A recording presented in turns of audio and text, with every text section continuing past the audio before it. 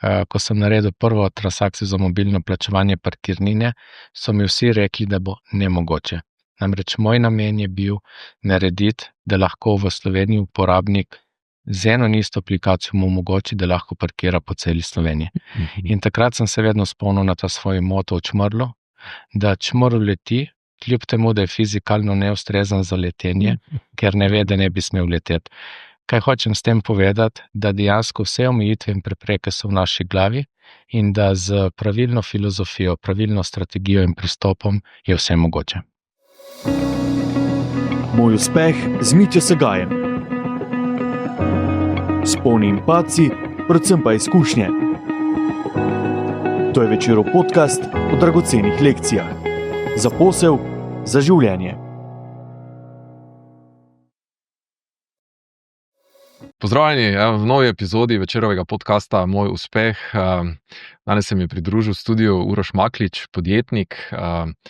Mogoče ime marsikomu ni tako znano na prvo žogo, ampak če omenimo EasyPark Slovenija, EasyPark Adriatic oziroma Adria regija in širše, potem verjamem, da že vemo, o čem govorimo. Uroš je bil nekoč podjetnik, danes je predvsem menedžer, kaj vse je bilo na tej poti od ene do druge vloge in kaj vse se je dogajalo vmes, bo seveda povedal v tem pogovoru. Sicer pa, da ne pozabim, spremljajte podcast, naročite se nanj, komentirajte, všečkajte, lahko tudi predlagate, koga bi želeli videti v tem studiu in bomo skušali vaše želje upoštevati. Tako da, Uroš, dobrodošel. Lep pozdrav vsem. Ja. Z Primorske, Maribor, ne bom spraševal, kakva je bila pot, me pa zanima, kakva je bila izkušnja parkiranja, recimo, ali je bil večji izziv najti prosto parkirno mesto v Mariboru, ali je bil večji izziv plačati, pa nekako bi upal ugibati, da vem, kak bo odgovor. Hvala za vprašanje, zanimivo vprašanje. Moram reči, da oboje je bilo enostavno. Super. Ja, tako, kar imate aplikacijo EasyPark, tako da sem lahko enostavno plačal preko nje, parking je pa tudi bil prost. Je bil parking prost, Ja. super, vidiš, ker v Mariboru je vedno manj parkirnih mest, ne, tudi o tem bova seveda še govorila, kaj to pomeni za vas, za EasyPark, recimo mestna jedra se spreminjajo zelo, to verjetno tudi vi opažate. Ne? Tako, jaz bi tukaj predvsem povedal eno stvar, da je zelo pomembno kakovost življenja ljudi v mestu. Občine se zelo trudijo, da ustvarjajo kakovostne pogoje za življenje ljudi v mestu in posledično, tako kot si povedal, se tudi spreminjajo te parkirne površine. In sam ne bi rekel, da je manj parkirnih mest, ker po vseh statističnih podatkih v Mariboru je več parkirnih mest, kot je bilo, je pa res ena stvar, da je bistveno več avtomobilov. Mi, če pogledamo recimo samo 20 let nazaj, vidimo, da je imela takrat ena družina en avto. Danes ima pa ena družina 3-4 avtomobile. In dejansko imamo občutek, da je manj parkirnih mest, ker po podatkih, kot sem povedal, jih ni. Je pa druga stvar, da se te površine znotraj mest, občine oziroma mesta zelo trudijo, da naredijo kakovostne pogoje za ljudi, ki živijo v mestu. In bo neizbežno na dolgi rok, da se bojo dogajali ti premiki. In sicer v smeri, dam primer, lahko navedem bistveno več zelenih površin. Avti se bojo premikali iz površja, to, kar si že povedal, pod površje, po domače povedano v garažno hišo, oziroma na obrobje mest. In zdaj, če pogledamo en tak lep primer v Mariboru, ki se je zgodil, in če se spomnimo, kakšen je bil Lent 5 let nazaj in kakšen je Lent danes. In zdaj pogledamo kakovost življenja v tistem delu, koliko se je dvignila, koliko je več ljudi ob reki, koliko manj avtomobilov je tam. In na drugi strani je več zelenih površin, več parkovnih površin, če rečemo tako, in avtomobili so v garažni hiši Lent. Res je. Ker si zdaj omenil že te podzemne garažne hiše, seveda nek trend je v tujini tudi, da manj grejo mogoče pod zemljo, grejo tudi v zrak. Kaj so neki trendi, ki jih recimo ti imaš dober pogled, vse te trende tudi širše po tujini? Kaj bo nek mogoče nov trend za rešitve v mestnih središčih? V bistvu tukaj zdaj mesta skrbijo za to, tako kot sem povedal, da ustvarijo to kakovost življenja ljudi. Dejstvo je ena stvar, da smo mi, če gledam predvsem Slovenijo, navajeni bi radi z avtomobilom prišli v bar, v restauracijo. Dam primer, v tujini so naredili enih par takih primerov, kar se tega tiče, da poskušajo ljudi usmeriti na tako imenovane javni prevoz, da koristijo te javne stvari, katere ustvarjajo manj CO2, da posledično je kakovostnejši zrak v mestu. Recimo, če pogledamo Madrid. Madrid je vpeljal eno tako situacijo, da ti, ko prideš v mesto, plačaš ekološko takso, odvisno od vrste vozila. Torej, če imaš dizel, plačaš to ekološko takso, če pride z električnim avtomobilom, ne. Ampak na drugi strani, če pa pogledamo recimo Pariz, je pa zdaj vpeljal pametne tarife. To pomeni, kaj bom dal 2 obrobna primera. To pomeni, da če ti prideš v mesto z SUV-om, ki je dizel, boš plačal parkirno uro najdražjo, če pa prideš z majhnim električnim vozilom, boš pa plačal parkirno uro najceneje. In s temi premiki se bojo zgodili tudi premiki ljudi v konceptualnem razmišljanju, kaj je pomembno za mesto, in posledično, ko ljudje bojo to spremenili, bo tudi avtomobil oziroma rečeva to življenje v mestu postalo drugačno. Sigurno gre trend v to smer, da se ustvarja več zelenih površin, da imajo ljudje bistveno več, rečeva, tega prijetnega življenja in da ni sam beton. In to nekako, recimo, če pogledamo 2 koncepta v Sloveniji, eden je, kot sem rekel, garažna hiša Lent oziroma Lent, drugi je pa recimo Kongresni trg v Ljubljani. Je tudi na enak način narejeno, torej avtomobili spodaj, zgoraj prostor za pešce, za skiroje, za mobilnost, če rečemo tako, zelene površine, tako, ker zelene površine nam tudi pomagajo eno stvar, mogoče niste zasledili toliko, ampak recimo, če imamo mi drevesa po mestu, nam poleti ta drevesa naredijo do 20 stopinj, 30 stopinj manj vroče je, ker ta drevesa to vpijejo. Po zimi pa dejansko dobimo svetlobo in dejansko je bolj, ko rečeva, prijetnejše mesto, ker ima več svetlobe in tako naprej. Vem, da je bila ena študija narejena na to temo, in sicer asfalt, če ni bilo dreves, je imel 50-60 stopinj v mestu in enako hiše oziroma stene. Če so bila pa drevesa, je imel pa asfalt 25 stopinj. Tako da posledično pol tudi klim in vsega tega pride bistveno manj. Na koncu je ta statistika bistveno bolj ugodna v korist okolja, seveda, tudi denarnice nazadnje. Ker omenjaš sva te fleksibilne tarife, Pariz recimo, to bo verjetno nek nov poligon za ponudnike, kot ste vi, ne? Recimo, ker to je digitalizacija, to je neko pametno upravljanje s tarifami, verjetno se vi že malo tudi ozirate tudi po tem segmentu. Tako, mi v Parizu to imamo na voljo znotraj aplikacije EasyPark, enako je na voljo v Madridu znotraj aplikacije EasyPark v Madrid, tudi mi, če gremo z našo aplikacijo v Madrid, bomo dobili to takso in na podlagi tega plačali vozilo. Tako, za Slovenijo bo pa tukaj zanimivo videti, ali bomo imeli sploh možnost v to smer iti, ker če se vrnem zdaj par korakov nazaj, bi rad povedal eno stvar, da Slovenija oziroma Slovenke in Slovenci so zelo pripravljeni za digitalizacijo, so jo pripravljeni sprejeti, jo sprejemajo. To lahko jaz vidim na podlagi naše aplikacije. Je pa res ena stvar, da so zelo zahtevni uporabniki, da aplikacija mora biti enostavna za uporabo in mora imeti zelo dobro uporabniško izkušnjo. In če ima aplikacija vse to, ljudje jo uporabljajo. Na drugi strani, če pa pogledamo mesta se tudi zelo trudijo, da bi digitalizirala stvari, imajo pa eno zelo zahtevno nalogo, in sicer njihove zaposlene. Najprej morajo izobraziti zaposlene, da razumejo zaposleni, kakšne so to prednosti, kakšne so tudi, lahko rečem, pomanjkljivosti oziroma kaj vse to prinaša, in pol spremenijo svoje procese, spremenijo svoje sisteme in je dejansko pol tudi mesto pripravljeno za digitalizirati. Zdaj se bom pa vrnil na to vprašanje, ki sva prej govorila, s temi pametnimi tarifami. Jaz lahko povem, že mi, ko smo začeli uvajati leta 2015, ko sem naredil prvo mobilno transakcijo za plačevanje parkirnine v Sloveniji, bilo je potrebno spremeniti v določenih primerih lokalno zakonodajo. Govorim na občinski ravni, da smo lahko to uvedli. In to lahko trajalo po 3 leta. Zdaj si pa predstavljamo, da moramo mi spremeniti pametne tarife na državni ravni. Ok, dobro, to bo izziv. Tako. Ampak kljub temu, vi ste pomembno pot ste prehodili zdaj v Sloveniji, recimo, ne zamenjaš 10 let, torej lep jubilej v bistvu od te prve transakcije, tako da, zdaj pa me zanima, vi ste ta preboj marsikaj naredili, ko govorimo o občinah, ne, vi ste zdaj prisotni v vseh mestnih občinah, še marsikaj. Kje ste zdaj, kam še želite priti, oziroma kaj je še v uvidu za prihodnja leta, kaj so vaši cilji? Mi v letu 2025 smo dosegli 2 pomembna mejnika v Sloveniji, govorim za EasyPark Slovenija.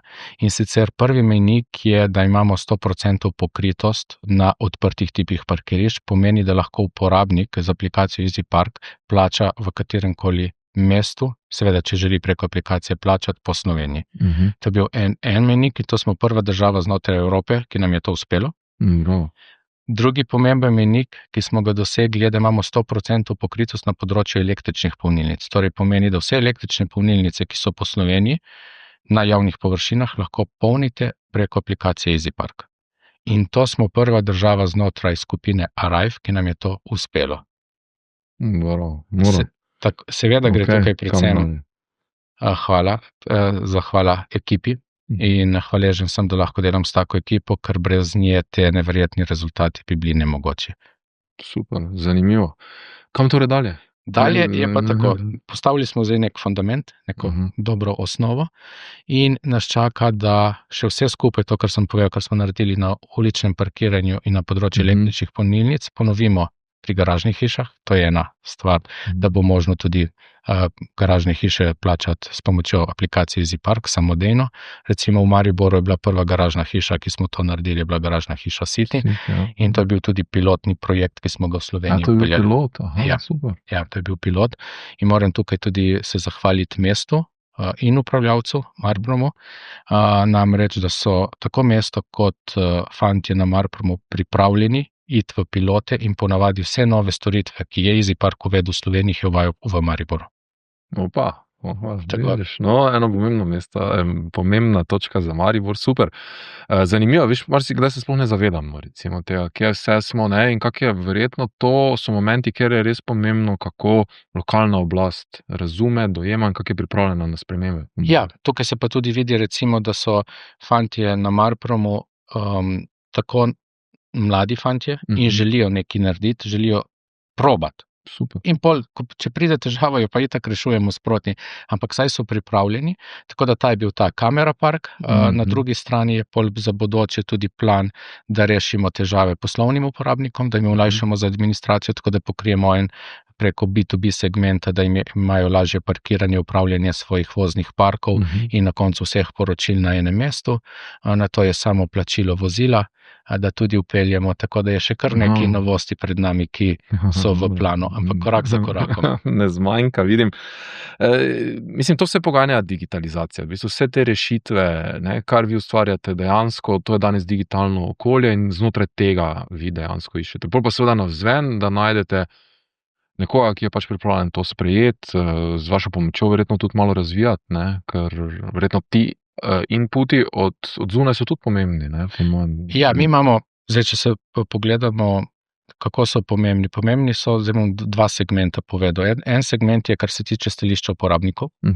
In sicer mi vsako funkcionalnost, ki jo damo v uporabo, jo najprej testiramo pri uporabnikih. Namreč mi vsakodnevno izvajamo približno 100 testov na milijon uporabnikih. In to so različne majhne funkcionalnosti, ki jih damo notri, torej to je ta uporabniška izkušnja, ki zelo stremimo, da je čim boljša, ampak na podlagi feedbackov od uporabnikov. In enako so določeni procesi. In če nam uporabniki to potrdijo, to funkcionalnost dobi cel svet, če uporabniki rečejo ne, to ne dobi nihče. Tako da je neprestano ta razvoj v ozadju, tak razvoj je zelo zahteven, tudi zelo drag, ampak na koncu je enostavno za uporabo in danes, če rečemo, vsi se spomnijo tega koleščka, ja, pridem, zavrtim kolešček in to je to. To je ta user experience. Ja, nek vaš trademark postal, tako, da se ve, da... Tako, ampak to so uporabniki izbrali, da jim je to bistveno bolj enostavno. Vi ste samo ponudili, malo ste testirali. Tako. In potem imamo pa na drugi strani, kar se tiče pa nivo skupine, imamo to strategijo oziroma to filozofijo Think Global, Play Local. To pomeni, da je pol na posameznemu izvršnemu direktorju države odgovornost, da oceni, kakšno stvar bo ponudil na trg, na podlagi potreb in stanje trga. Na drugi strani pa imamo, da izvršni direktor posamezne države posreduje informacije skupini, kaj se dogaja, kako se stvari odvijajo. Tako da vedno nekako gremo v to globalno zgodbo, ki jo prilagajamo lokalnim potrebam. Seveda tukaj ponavadi je tak največji izziv vedno lokalna zakonodaja. Aha, to so te omejitve. Ja, točki, tukaj. Koliko zdaj, ko to omenjaš, se mi zdi zanimivo, recimo, kolikšni meri pa so rešitve, ki jih imamo v Sloveniji, torej enake recimo rešitvam, kot so bile implementirane v Italiji ali pa v Nemčiji ali pa, ne vem, na pamet govorim. Očitno ni zdaj to one size fits all nek model, vi vendarle se prilagajate. Torej, Ja, rečemo tako, naš interes je, da uporabniki vidi cel čas enako uporabniško izkušnjo. Tako vi kot uporabnik greste lahko danes po celem svetu in parkirate preko aplikacije EasyPark in ne boste opazili razlike. Ja, ker je dejansko ne opaziš. Tako je. To je bil naš namen. Okay. V ozadju je pa toliko različnih konfiguracij in sistemov, da ta stvar tako enostavno funkcionira in se prilagajamo ne samo na nivoju države, na nivoju mesta. Vsako mesto ima neke svoje zahteve, neke svoje specifike in to poskušamo prilagoditi v ozadju. In zato pravim, da tehnologija ni core, bistvo so ljudje. Pri nas srce mesta so ljudje. In ljudje ustvarjajo to gibanje, premikanje. In dejansko, ko tehnologija dela v prid ljudem, takrat lahko rečemo, da smo na zelo dobri poti, kar se tiče digitalizacije oziroma vsega, kar je povezano s tem. Super, moro.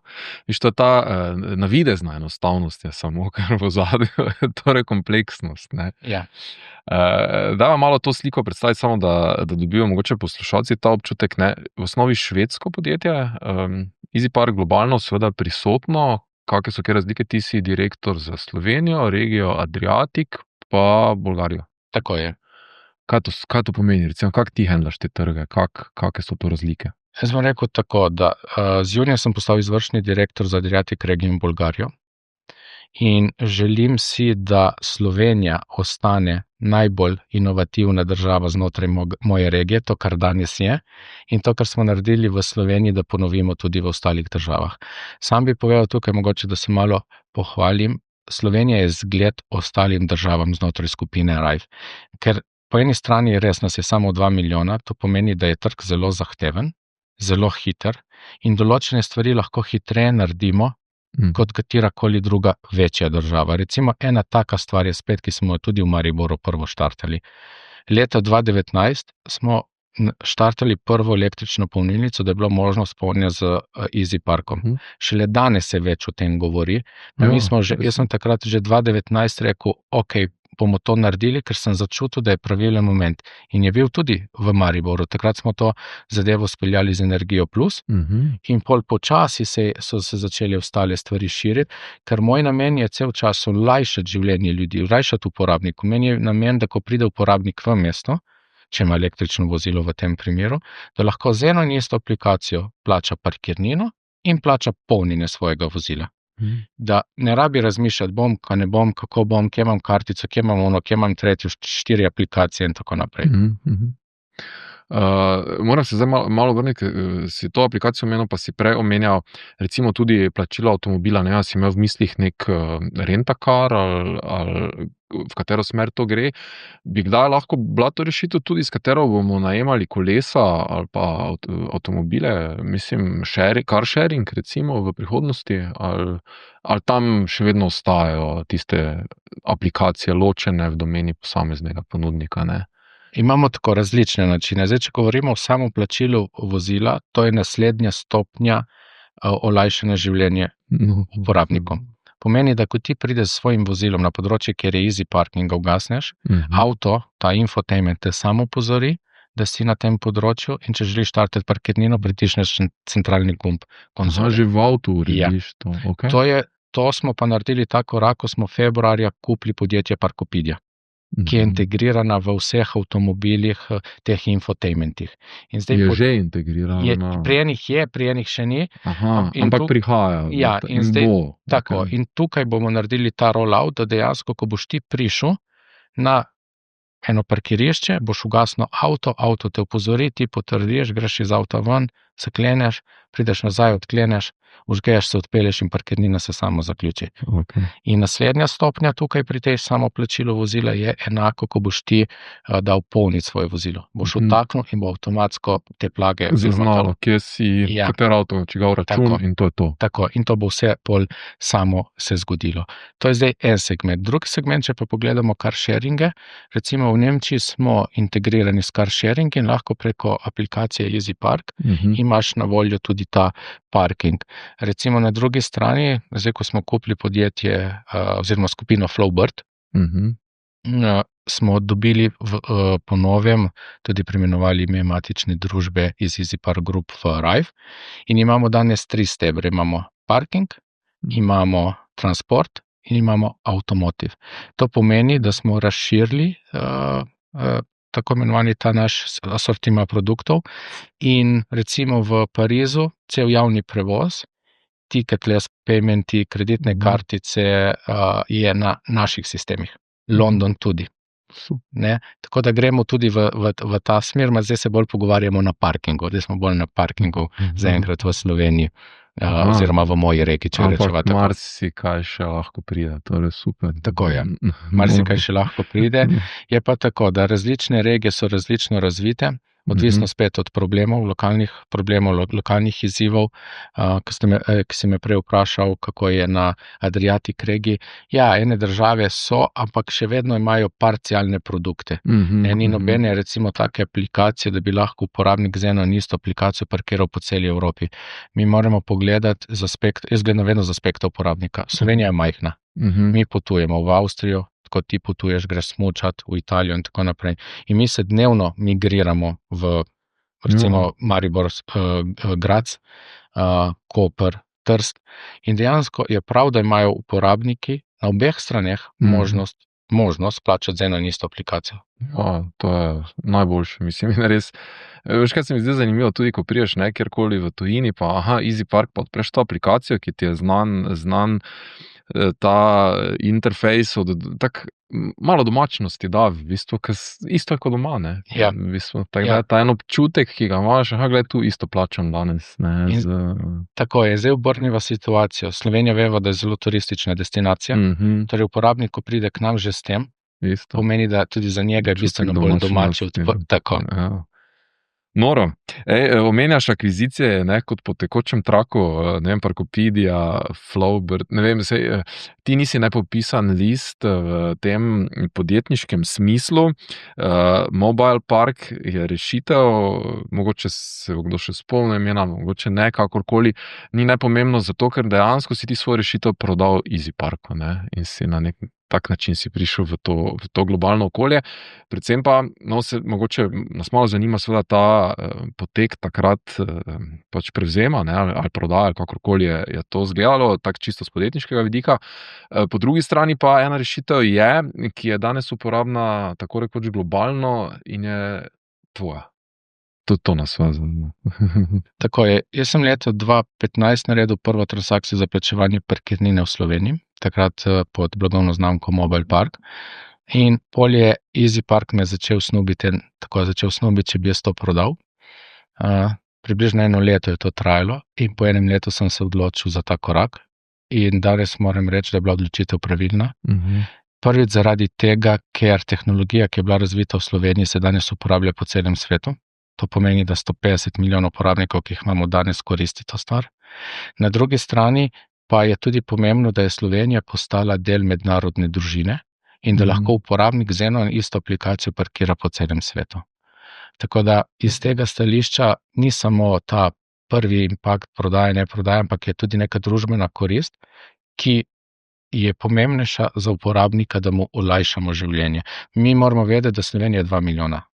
To je eno manjše predmestje večjega mesta. In tukaj je bilo tudi pomembna odločitev, kaj narediti, kako se povezovati, kako sodelovati, ker v moji osnovi je vedno želim sodelovati z konkurenco, z partnerji, z mestom, ker skupaj ustvarjamo na to boljše življenje za ljudi v mestu. Ne glede na to, če ima vsak svoj produkt ali pa vsak svojo storitev. Mi tudi podpiramo konkurenco. Jaz tudi pravim, da naj mesto ponudi 5 takih ponudnikov, kot smo mi, in naj uporabnik sam izbere, kateri način želi plačati in je njemu najbolj ljub. Rečeva zelo preprosto, da gremo mi dva danes na kavo ali pa na kosilo in pride situacija, ko ti želiš plačati in imaš Mastercard in ti reče v restavraciji, ne moreš plačati, samo vizo sprejemamo. Primer. Ja, ampak vedno je vse. Ja. Tako, naš namen je to, da je vedno vse, naj uporabnik izbere tisti način, ki je njemu najljubši. Ampak daj zdaj povej, ti si pregovoril o 100% pokritosti, ne vem, odprtih parkirišč. Ok, to je z vašega vidika 100% pokritost, ampak kdo še sploh je zdaj poleg vas? Se zdi, da ste vi na nek način, imate monopolni položaj, ne? Ne, nimamo. Sicer vsako mesto ima vsaj 2-3 načine plačila, če pogledamo. Eno so parkomati, eno so mestne kartice. Okay.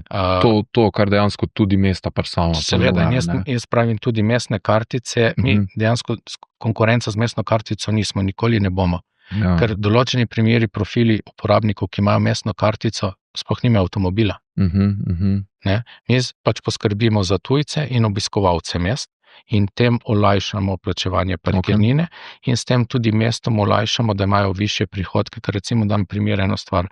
Ljudje na parkomatu plačajo v povprečju 30% več kot sicer. Kaj je to, zaradi vračil? Ali ne, zato ker ne ve, koliko časa bo točno.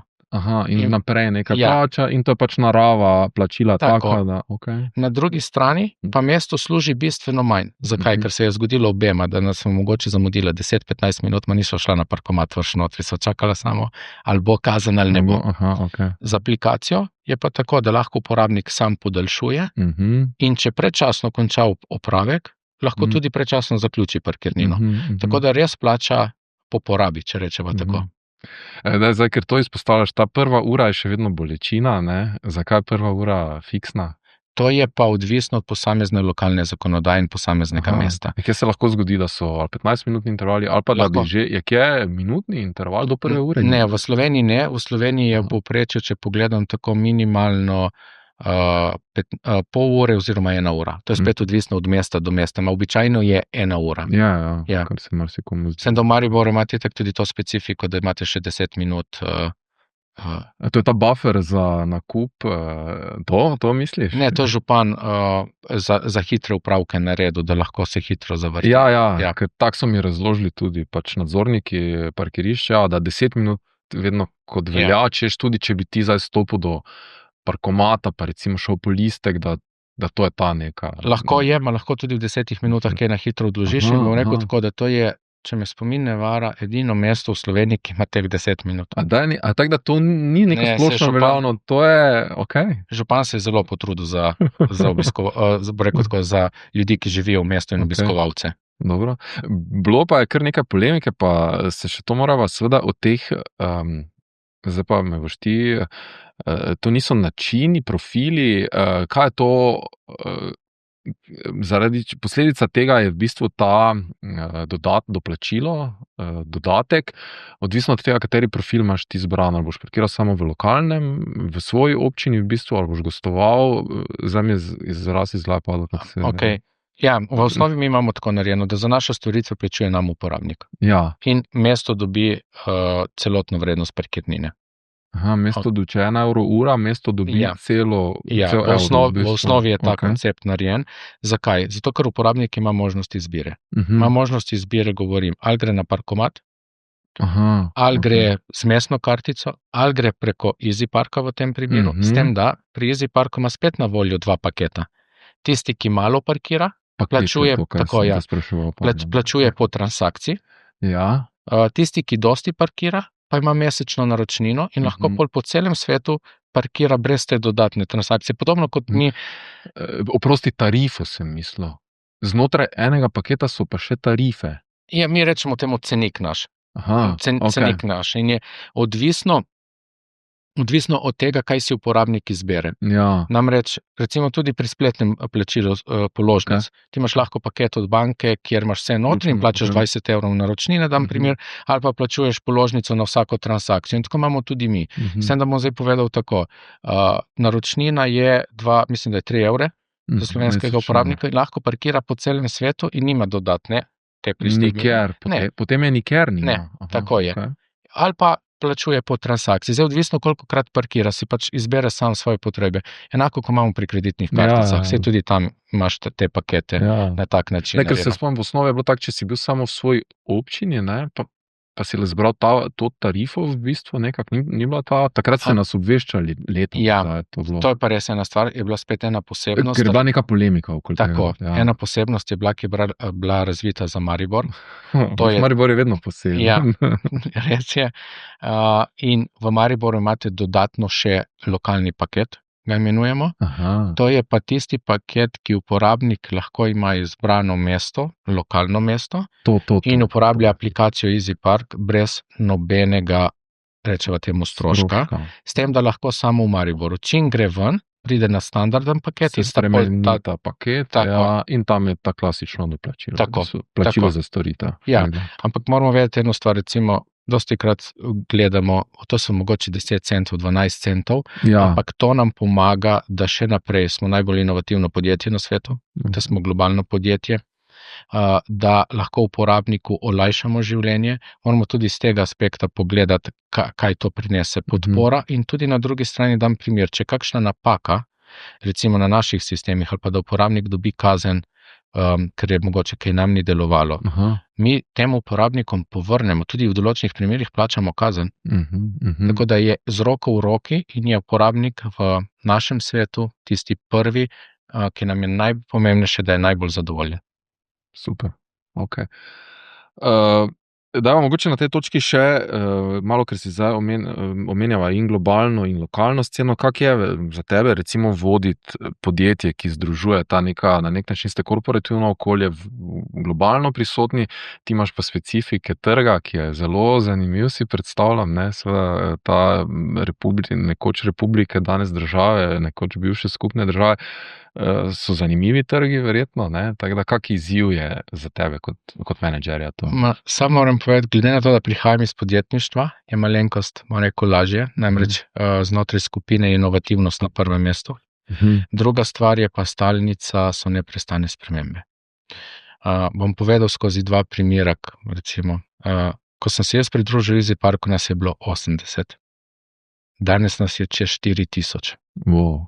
Mi vsako leto spreminjamo procese, strategije, restrukturiranje, cilje, tako da je vsako leto pride do tega in smo že nekako navajeni, da imamo non-stop te spremembe, ker tako hitro rastemo. Mi, če pogledamo na nivoju skupine, rastemo organsko in preko M&A-jev. In če pogledamo, ta naša rast je v povprečju 20% na leto. Vsako leto. In to pomeni, da ko kupujemo podjetje, to tudi prednost za podjetja, ki jih kupujemo. Zakaj? Ker zaposlene poskušamo integrirati v one team kulturo oziroma Arrive kulturo. Tiste zaposlene, ki uspemo integrirati, ostanejo z nami, tisti, ki se ne uspejo prilagoditi, si pa poiščejo druge priložnosti.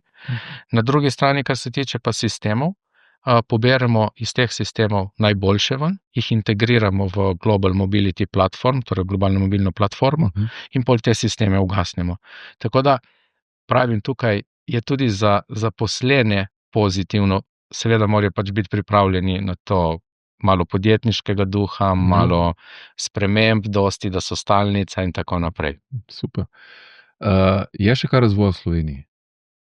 Ne, razvoja v Sloveniji ni, ker je dejansko imamo 4-5 centrov po svetu. Tako da to so te razvojni oddelki. V Sloveniji je nekako rečeva distribucija, druga stvar so dejansko te marketinške aktivnosti, PR aktivnosti, podpora v tem konceptu. Razvoj je pa nekako centralen. Zakaj? Ker vsak zaposlen ima možnost predlagati idejo.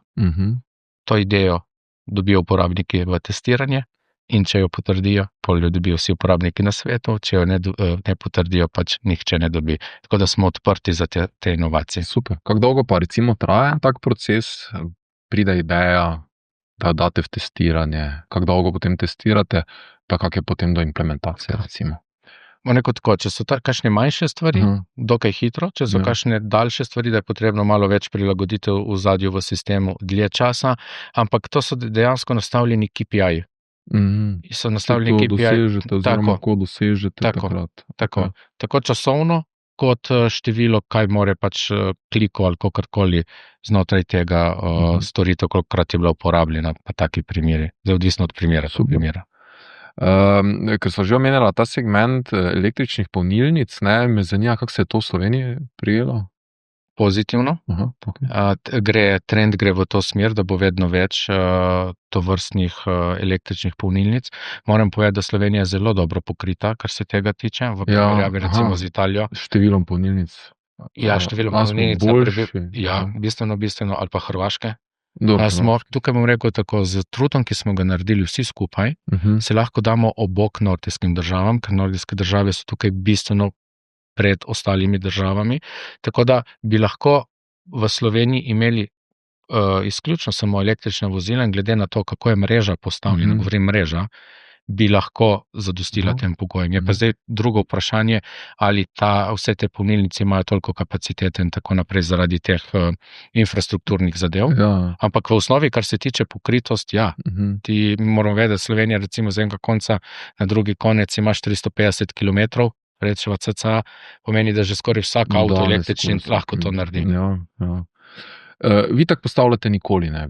Vi se pač vključite takrat, ko vas investitor, pač ponudnik tega angažira za to, da ste vi ena od možnosti. Tako je.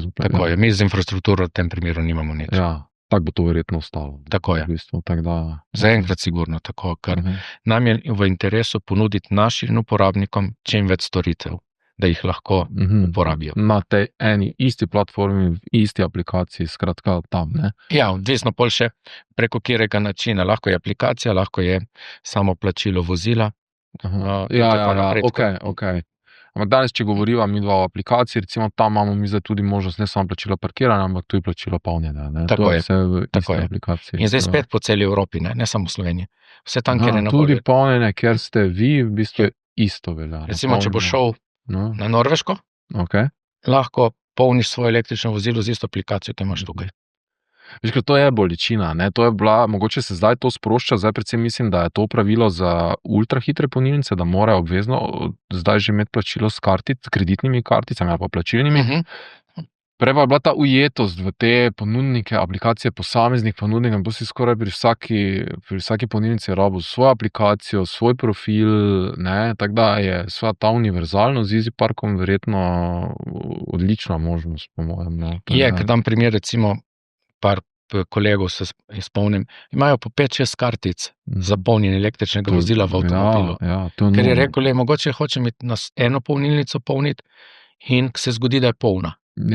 In mora imeti na drugo, ali pa ne dela. Neka druga mreža. Mislim, ni pa bilo te univerzalnosti s kreditnimi karticami, recimo, da bi lahko kjerkoli plačeval, tako da je mogoče tudi EasyPark tisti, ki je zdaj ponuja to enostavnost. To je bil namen olajšati. Tu še kar širite torej, te možnosti. Vi še kar dodajate v to mrežo polnilnice, povsod po Evropi, recimo.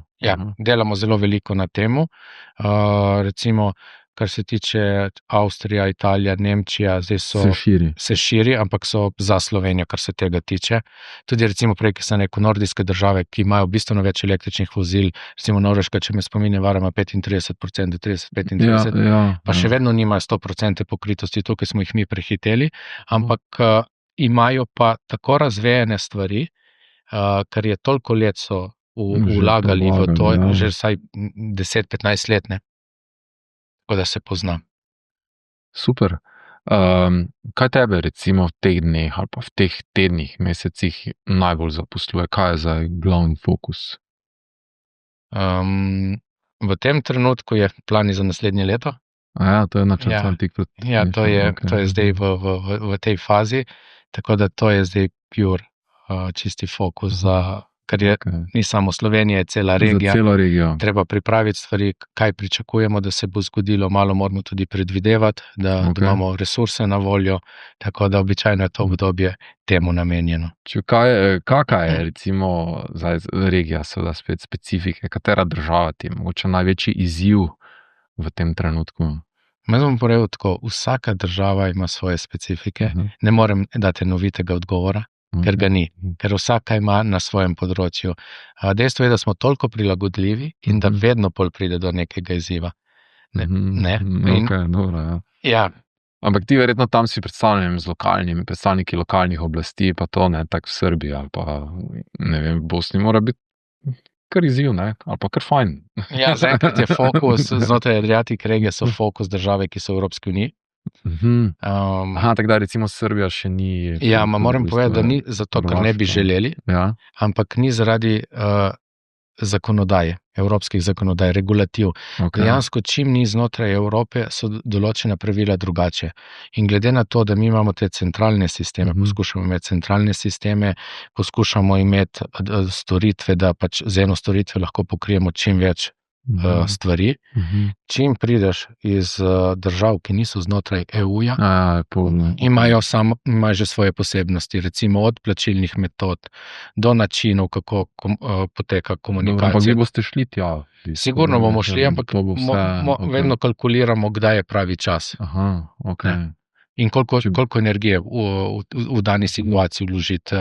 Ali odpreti isto državo, ali rajši odpreti eno drugo, ki nima te ovire, rečemo tako. So kje v tem segmentu vaše nove prevzemne tarče, recimo v tej regiji? Tudi vedno. Vedno imamo odprto opcijo A, opcijo B. Kot sem rekel, rastemo organsko in preko M&A-jev. Seveda, če je priložnost, če je potencial, če je smotrno to narediti, pač pogledamo vsako podjetje. Mislim, pogledate, neke rešitve tam že obstajajo, ki so verjetno, kdaj je lažje, ne? Tako je bila tvoja rešitev v Sloveniji, recimo. Ja, s tem, da takrat je bil EasyPark na začetku.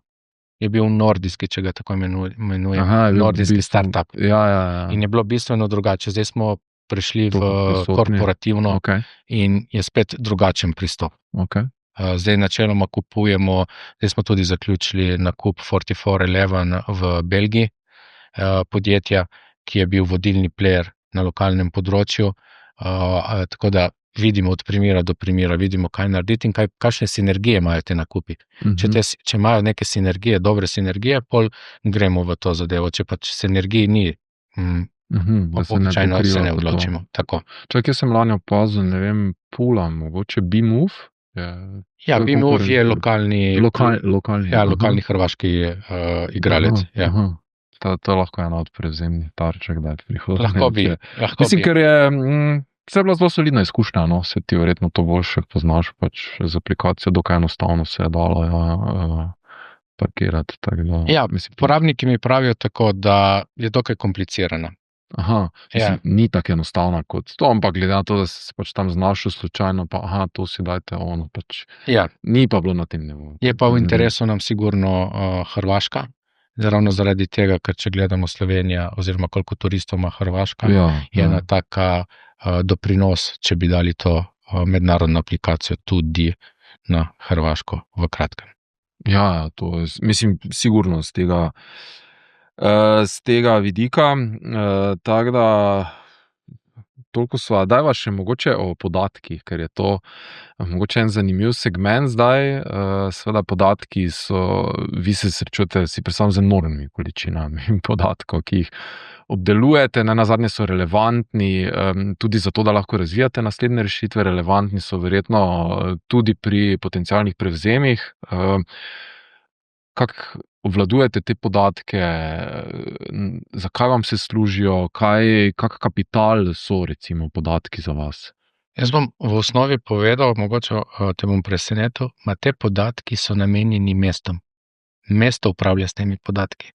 Te podatki so mestom namenjeni za to, da sprejmejo pravilne odločitve, strategije, ko načrtujejo politiko prostora, ko načrtujejo prometno politiko, ko načrtujejo politiko parkiranja.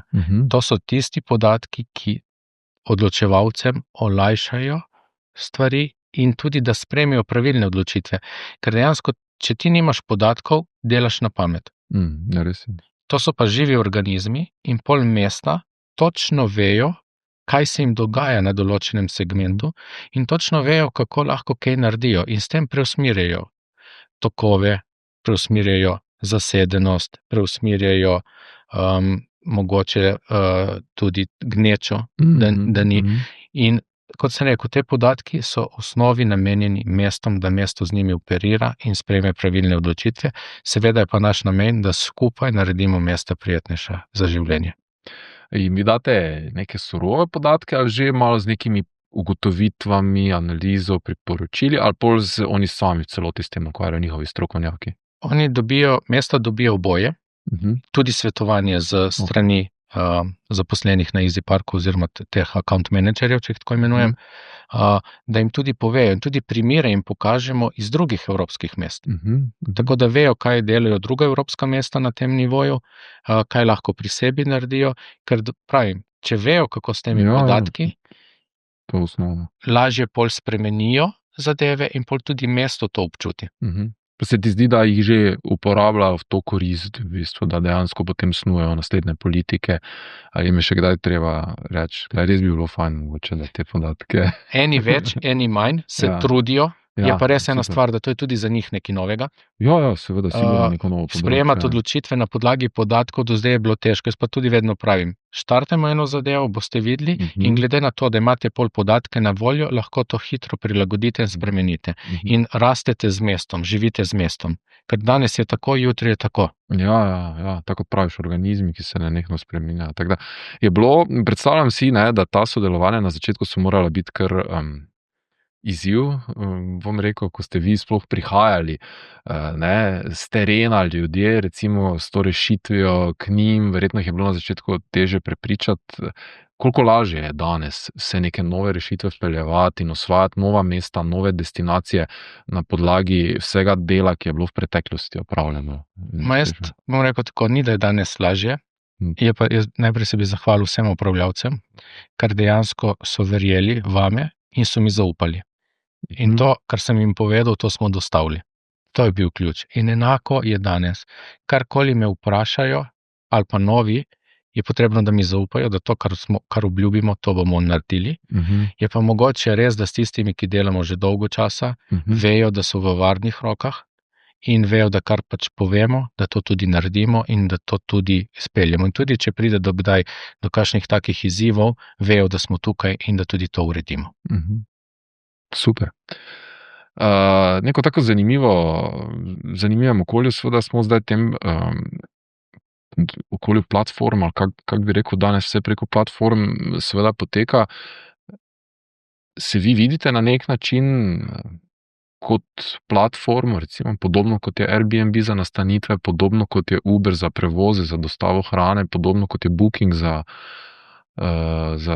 tudi seveda za rezervacijo nastanitev, ali ste vendarle v nekem pogledu drugačni, ali pa kaj vas razlikuje v bistvu od...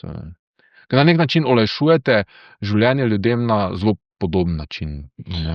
Bom tako naredil, oziroma povedal, mi z nakupom skupine Flowbird smo šli v to smer. In novo ime matične družbe Arrive to ponazarja.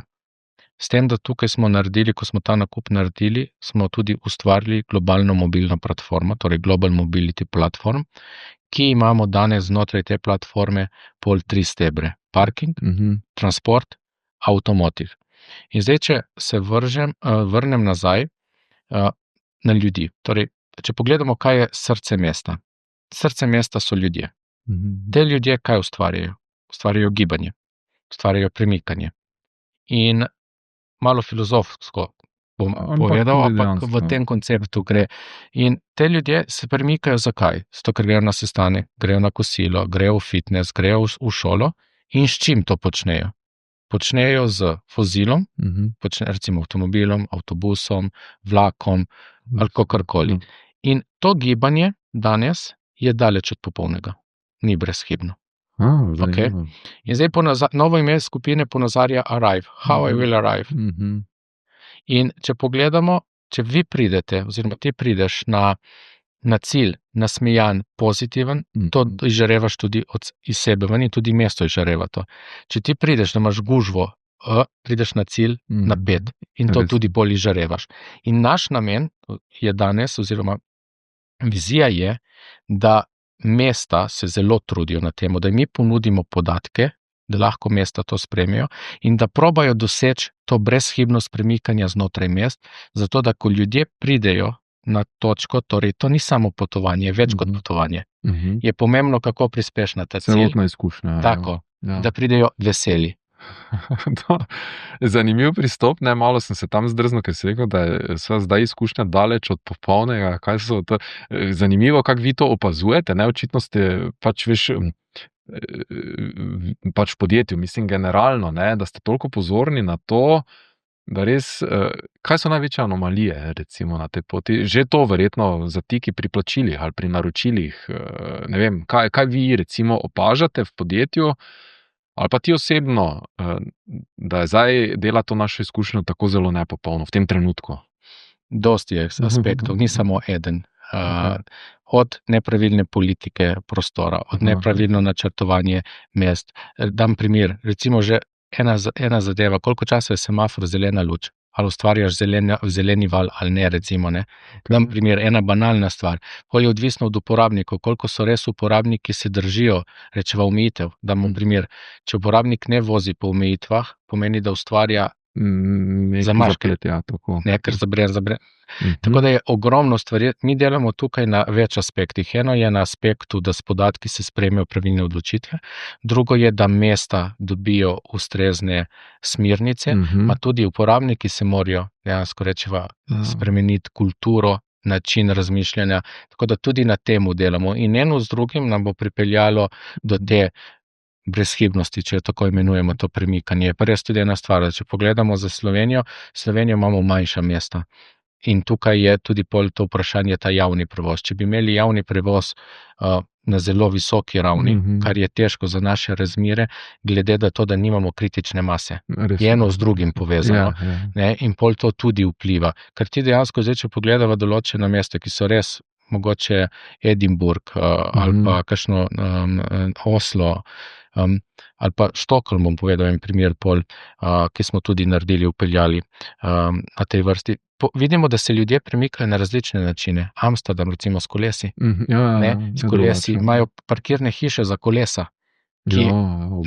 In dejansko, če mi pripeljemo kulturo, da se ljudje premikajo s kolesom, s skirojem, da imajo car sharing, da imajo na voljo avtobus, da imajo mogoče tramvaj, da imajo metro, da imajo vozila, da so recimo centri, kot je Slomškov trg, jaz bi še višjo parkirnino dal, recimo primer. Vsemi temi ukrepi se pol dejansko to razporedi, da stvar funkcionira. In bom dal zdaj en primer, v Štokholmu, ki se je naredilo ravno na zamašku. Okay? In sicer med 3. in 6. uro zvečer, ko so ljudje zapuščali mesto, so bili vedno zamaški. Torej gužva v teh peak timih. In mesto se je odločilo, da bo naredilo, da tisti, ki gre ven med 3. in 6. uro, bo plačal takso za izhod. In najprej bil revolt. Po 3 mesecih so bili vsi ljudje zadovoljni, ker ni bilo več gužve. Tisti, ki so želeli... Se razporedilo. Tisti, ki jim je res pomembno, so plačali in šli. Tako. Vsi ostali pa izven tega časa. Tako. In s tem ukrepom so naredili, da je mesto zadihalo. In to še kar velja. Ja. Ukrep je ostal v bistvu. Ja. Zdaj pa gremo pogledati to, če bi to upeljali pri nas, recimo v Mariboru. Se bojim, da ne bi naletelo ravno, da je revolt mila beseda, nažalost. Ja. Ampak pomembno to zavedanje, kar praviš, tudi uporabniki, tudi vozniki, pač smo pomembni, da od tega, da lahko to vse na koncu pač funkcionira kot mora. Ne. In da je treba kdaj verjetno kako radikalno rešiti, ali pa vse na vides radikalno rešitev sprejeti, zato da potem izboljša to v celotno izkušnjo, ne, verjetno. Ne vem. Ja, ker jaz bom povedal tako, navada je železna srajca. Ja. Mi dejansko, ko smo upeljevali način plačila preko digitalnega, torej preko aplikacije ali SMS-a, dejansko mi smo začeli spreminjati navade ljudi. In to ker se me vprašal, je tudi ena sprememba navada ljudi. Ja, In absolutno. sem doživel, kako je to težko. Ker ti si navajen na en način in zakaj bi jaz se spremenil? Sej pol reče, zakaj mi nisi to že prej ponudil, ki je bolj enostavno. Samo ta klik narediti, pa moraš doživeti recimo en šok. In če se jaz vrnem na naš način, sem ugotovil takrat, kaj je problem uporabniku. In mi moramo biti takrat, da mu rešimo njegov problem. In to je bilo, da ni imel kovancev, ali pa da je zamujal in kako lahko podaljša nadaljavo. In če ti to dvoje rešiš in uporabnik to razume, da mu pomaga, pol bo uporabljal. Ja. Ker si SMS zdaj omenil, a to še je kaj v uporabi? Ja, obe tehnologiji so na voljo v Sloveniji. Sloveniji imamo... Mislim, vem, ampak če še sploh ljudje uporabljajo, glede na to, da je aplikacija tak user-friendly. Uporabljajo. Jaz si tako imenujem, da načeloma SMS uporabljajo bolj tisti, ki so v lokalnem okolju, tisti, ki pa se premikajo in potujejo, pa bolj koristijo aplikacijo. Ja. Je pa res tudi ena stvar, da mogoče recimo pri starejših, jaz vidim pri svojem očetu, je bilo potrebno aplikacijo naložiti, dati kreditno kartico notri in pol unik krogec in pol funkcionira. Mu je bilo lažje prej z SMS-om, ker je točno vedel, oni imajo 4-5 območij, ki se vrtijo in to je to. Spet odvisno od ciljne publike. Eno je ciljna publika, eno je pa vzgoja. Vzgoja in spremembe navade. In če to uspemo skupaj doseči, ker to sami mi ne moremo, to je skupaj z mestom in na drugi strani največji presežek naredi uporabnik. Da res proba nekaj, vidi, da mu je všeč in da je tudi pol zadovoljen, ker mora biti zadovoljen, ker če ni zadovoljen, pol ne gre. Res je. Ampak sigurno so tudi kdaj nezadovoljni uporabniki, ne? Kako se s tem srečujete? Jih imamo. Daleč od tega vedno je unih 2-3%, ki se zgodi. V veliki večini, če zdaj gledam po podatkih, v veliki večini pride zaradi tega, ker naredi napako uporabnik, ali pa poskuša najti način, kako ne plačati parkirnino. Mi je težko to povedati, ampak tako je. V tistih primerih, ko res vidimo, da je prišlo do napake pri nas, ali pa da se res uporabnik pomotoma zmotil, jih preusmerimo na upravljavce in upravljavci običajno vidijo to in jih oprostijo, ali pa tudi mi povrnemo to zadevo. Dam primer recimo, če se zgodi, da uporabnik v tablici namesto 0 pošlje O, je pol na upravljavcu, da odloči, in običajno, bom rekel, tako so toliko prijazni, da to naredijo, čeprav je napaka strani uporabnika. Ni uporabnik odgovoren, da pošlje pravilno. Imamo pa tudi druge primere, ko uporabniki so nezadovoljni, pa naredijo določene interakcije, ampak mi vidimo, da so določene akcije bile izvedene po tistem, čeprav uporabnik trdi, da ne. In če vam povem še malo dlje, če grem, v klicnem centru, ker smo gledali, smo se s tem soočali, dobimo ponarejene print screene. Ponarejene print screene? Ja. In vidim... Da je bilo nekaj plačano, recimo. Ja, za uni čas. Ja. In pol vidimo v sistemih, da ne gre. In mislijo uporabniki, da se teh stvari ne vidi. Vse vidimo.